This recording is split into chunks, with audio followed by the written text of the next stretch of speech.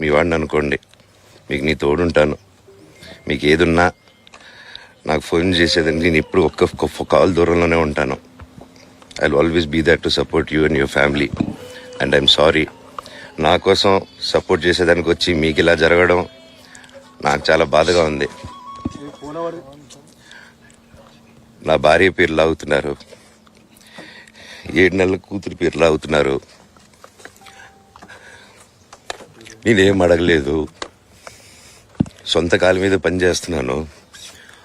మా ఆవిడ కూడా వాళ్ళ ఇంటి వైపు ఏ డబ్బు తీసుకురాలేదు, వాళ్ళ ఇంట్లోనూ డబ్బు అడగలేదు, నేను అడగలేదు, ఆస్తి అడగలేదు. మా ఆవిడ 7 నెలలు గర్భవతిగా ఉన్నప్పుడు తనకి 7 నెలలు ఉన్నప్పుడు మా అంకుల్ వాళ్ళు ప్రతి ఒక్కరూ 7 నెలలు కాదు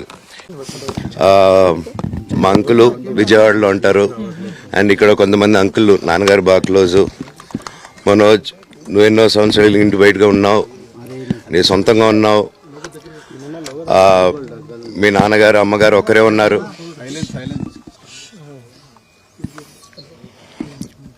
మీ నాన్నగారు అమ్మగారు ఒకరే ఉన్నారు. మీ అన్నయ్య ఏమో దుబాయ్కి షిఫ్ట్ అయిపోయాడు ఫ్యామిలీతో.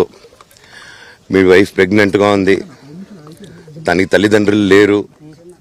తనకి ఇప్పుడు మీ అమ్మ అవసరం ఉంది, పెద్దోళ్ళు అవసరం ఉంది. నువ్వు అక్కడే ఎలా చూసుకుంటావు అంటే, నాకు ఆ రోజు మా భార్య కూడా ఒకసారి వాళ్ళు అన్నీ చెప్తున్నారు కదా, ఎందుకండి ఒకసారి వినండి అంటే, సరే అమ్మా నీకోసం వస్తాను అని చెప్పి మళ్ళీ తిరిగి రావడం జరిగింది. అండ్ నేను ఈరోజు నా గురించి ఆరోపణలు వేస్తున్నారంటే అది నేనేం చెప్పలేను. ఓన్లీ మీకు ఆధారాలు మాత్రమే చూపించగలుగుతాను. ఇప్పుడు వాళ్ళు చెప్పి నేను చెప్పి ఇది కరెక్ట్ కాదండి. నేను ఎప్పటి నుంచో కూర్చొని మాట్లాడదాం అంటున్నాను. పిల్లలకి లోకల్లో అక్కడ లోకల్లో ఉండేది ఎవరో కాదండి, మా బంధువులే అండి అందరూ. ఆ చుట్టుపక్కల గ్రామాలందరూ మా నానమ్మ ఊరు, మా అమ్మమ్మ ఊరు అందరూ మా వాళ్ళండి. వాళ్ళ పిల్లలు, మనవాళ్ళు, వాళ్ళ బంధువులు. సో వాళ్ళకి అన్యాయం, వాళ్ళు నాకు వాళ్ళ అర్జీలు పెట్టుకున్నారు, వాళ్ళ లెటర్లు పంపించారు, వాళ్ళన్నీ చేశారు.